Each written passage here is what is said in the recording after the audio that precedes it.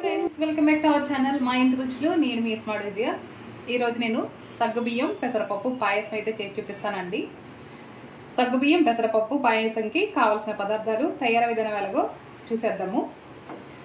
ముందుగా సగ్గుబియ్యాన్ని అయితే 1-2 సార్లు కడిగి 1 గంట ముందు అయితే నానపెట్టానండి. ఇప్పుడు స్టవ్ వెలిగించేసుకుని సగ్గుబియ్యాన్ని అయితే ఉడికించేసుకుందాము.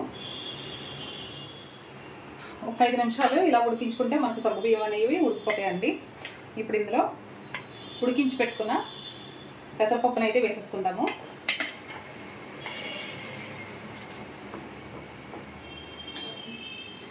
అలాగే బెల్లం తురుము కూడా వేసేసుకుందామండి. ఒకసారి బాగా కలిపేసుకుందాము. కరిగిపోయిన తర్వాత పాలు కూడా వేసేసుకుందామండి. చూసారు కదా ఫ్రెండ్స్, సగ్గుబియ్యం పెసరపప్పు పాయసం అయితే రెడీ అయిపోయిందండి. ఇప్పుడు చివరిగా యాలకుల పొడి, అలాగే వేయించి పెట్టుకున్న డ్రై ఫ్రూట్స్, కొబ్బరి ముక్కలండి.